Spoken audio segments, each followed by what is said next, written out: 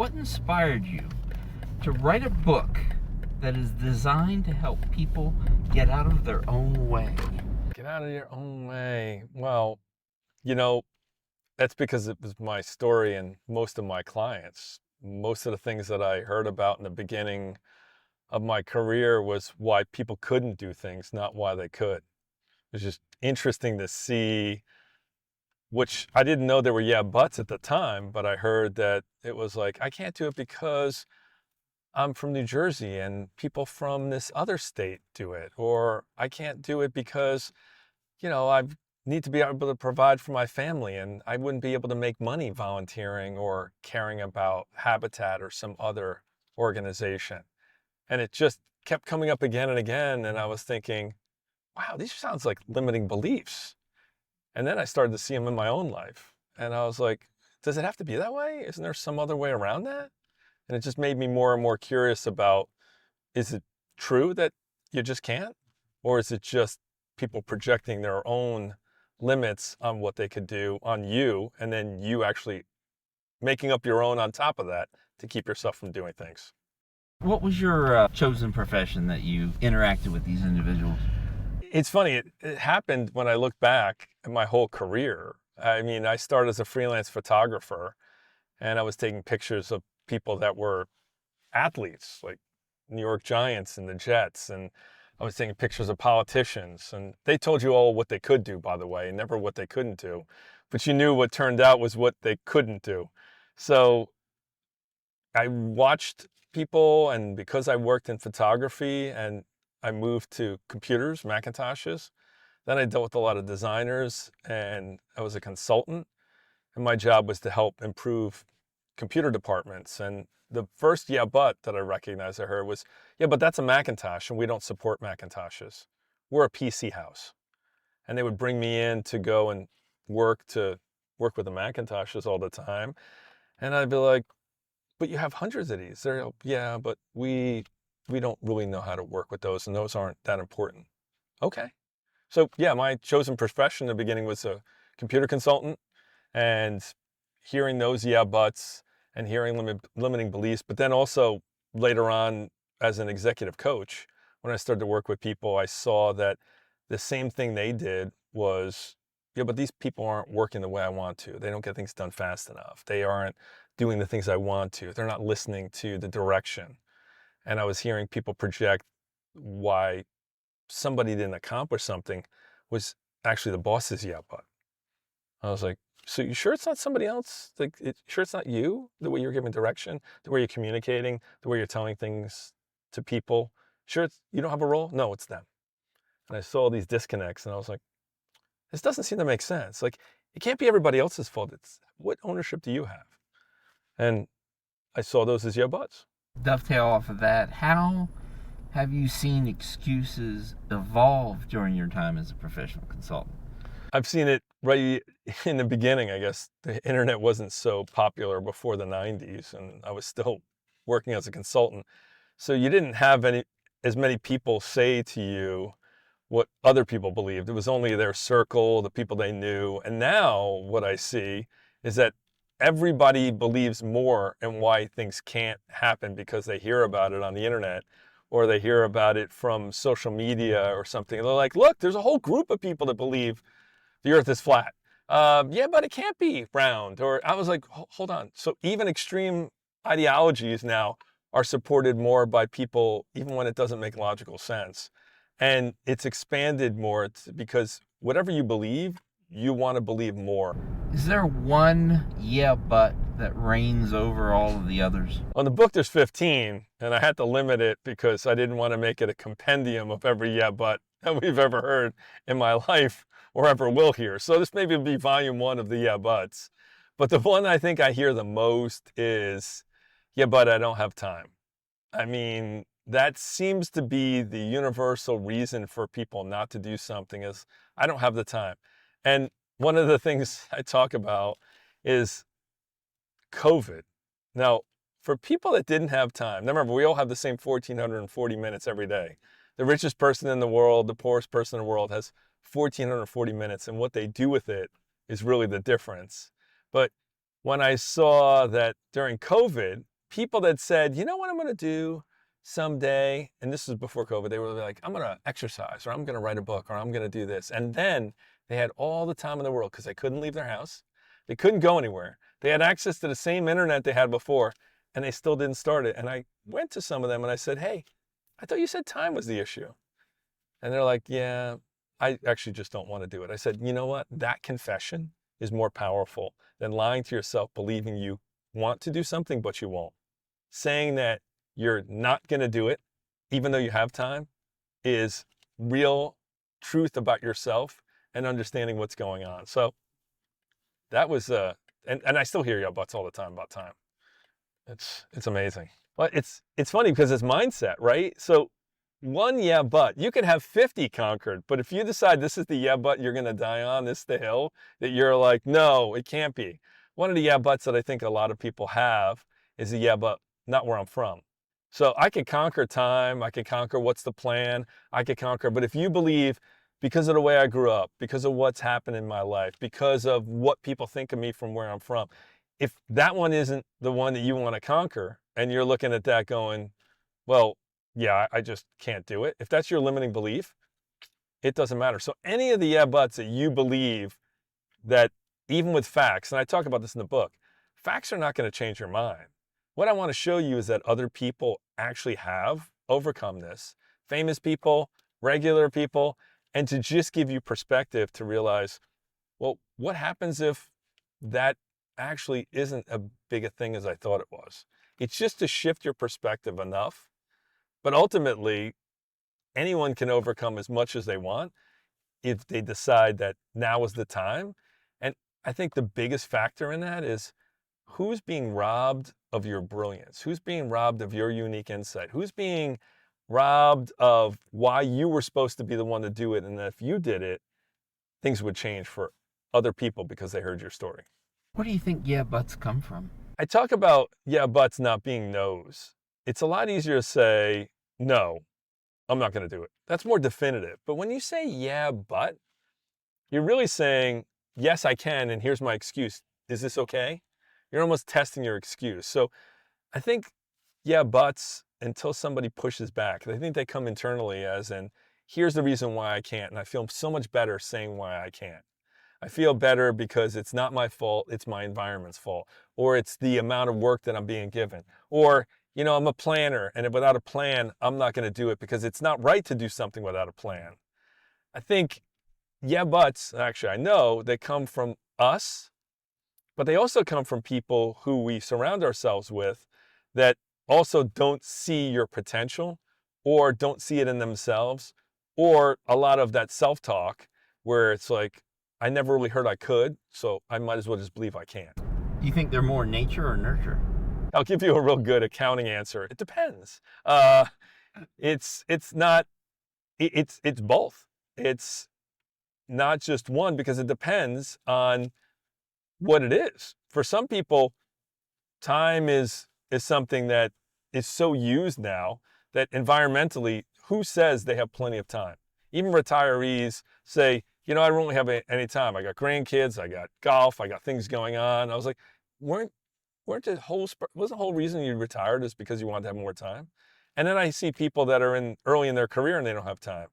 And I remind people about time. I was like, this might be the least busy you ever are, actually, because you only might be more busy when you're actually further in your career. So I think you get it environmentally from so many other people. You get it internally.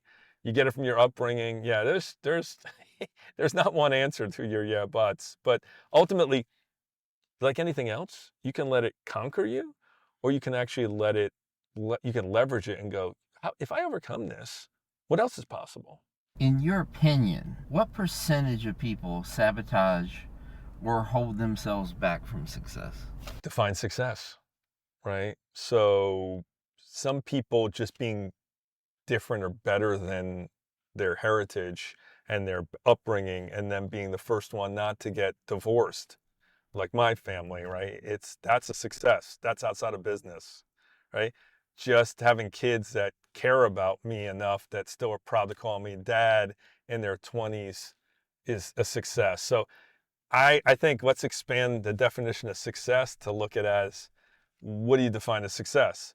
I think professional and personal, they're separate, but they're all part of your same life. So let's look at it from defining what success is and then understanding, okay, well, what level of success? How about just being on the path where you feel like you've already accomplished something because you've seen other people that are similar to you not do it, or even your own family hasn't been able to do it? Or because it's not just money, right? It's not just one thing. You can make a lot of money and be completely miserable. So do you let the world define success, or do you know what success is defined as? So that's part of what I ask people. I was like, overcoming your yeah, but what's the purpose? What happens because you do? Who else's life do you touch because you took the opportunity to overcome a yeah, but? So let's not look at it from just the way the world looks at a yeah, but. Let's look at it as like what can really happen because you do this. Hi, I'm Marc A. Wolfe, author of the best-selling book, Yeah, But Cut Through the Noise to Live, Learn, and Lead Better. 15 different chapters about yeah, buts that I've heard over my professional career. Things like, yeah, but I don't have time. Yeah, but what's the plan? Yeah, but what if I fail?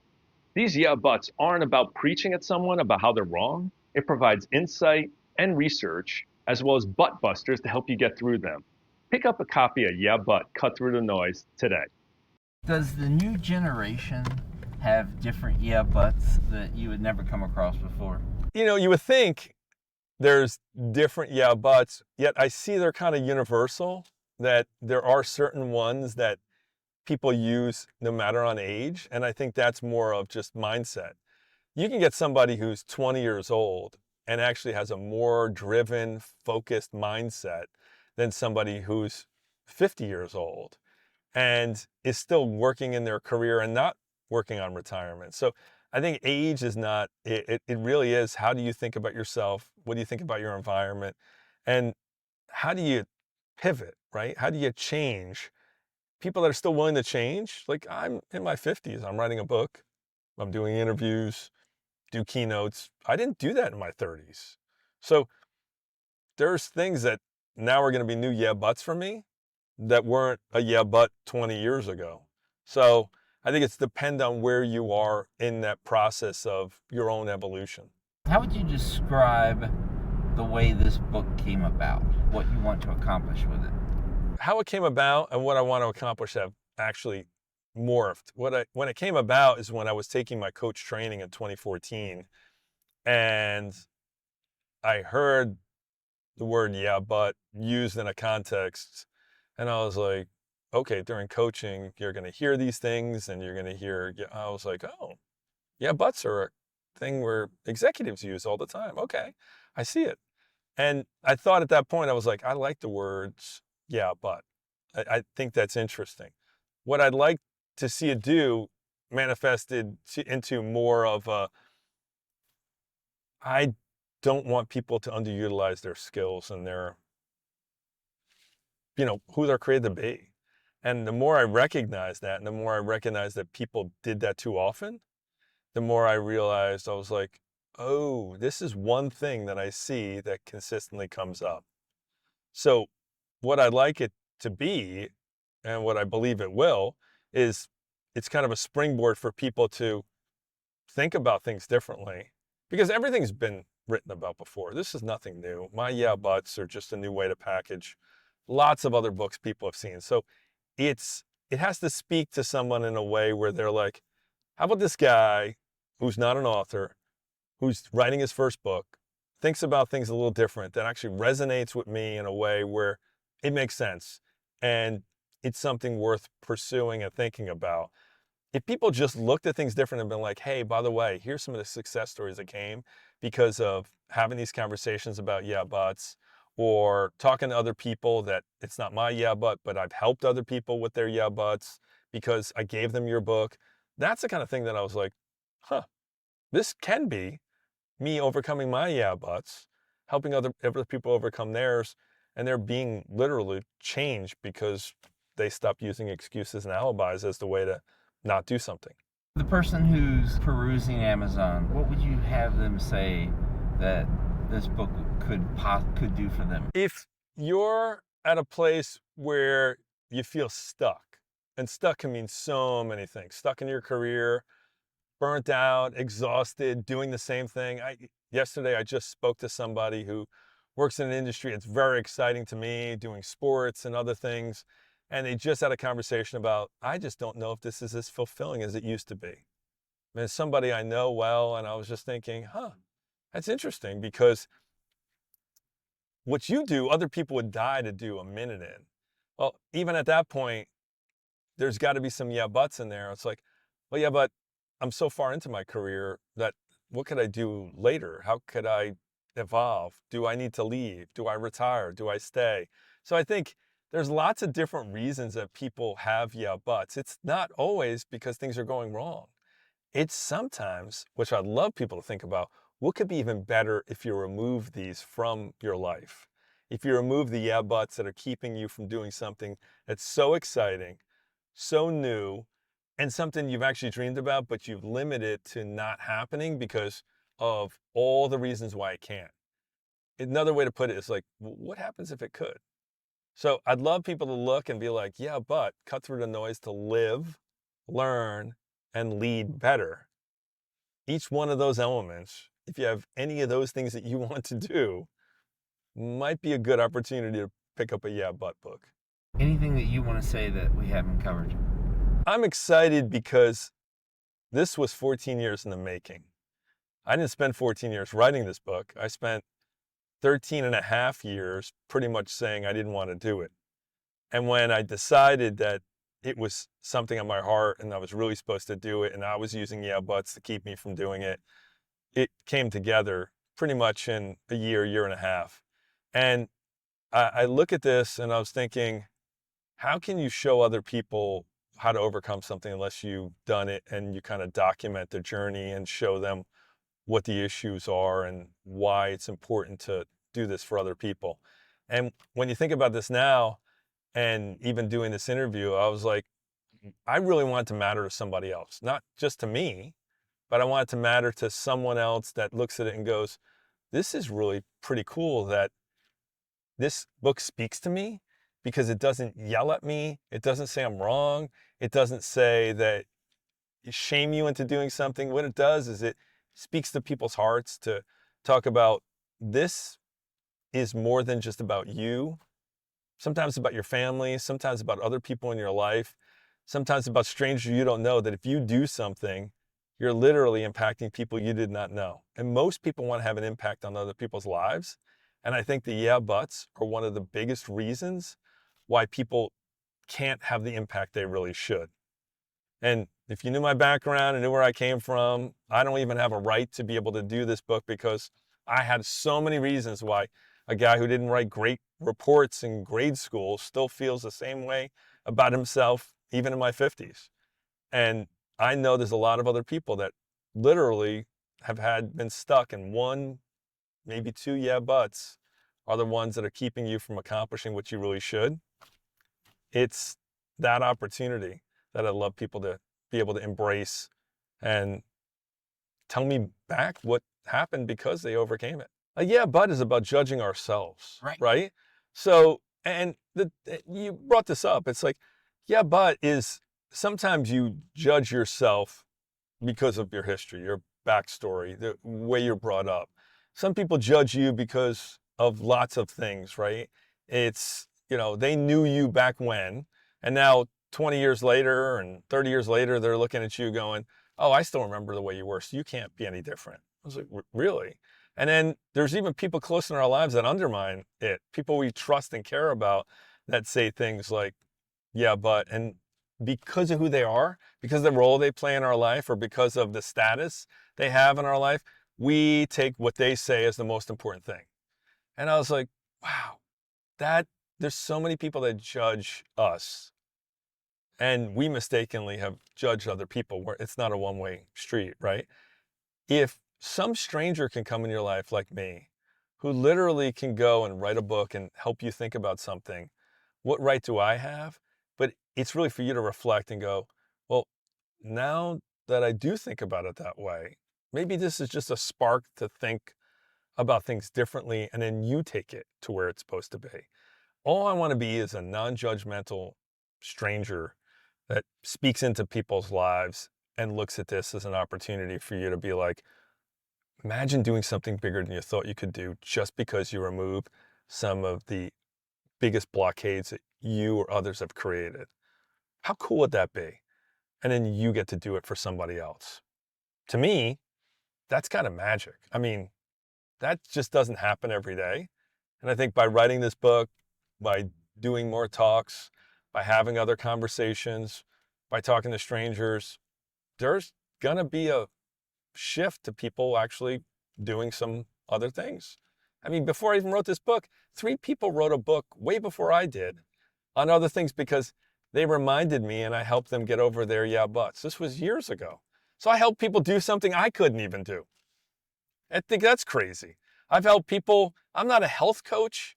I don't even work out. Don't want anybody to know that, but it's true. I've helped people actually run marathons and things like that because I help them move past their yeah buts.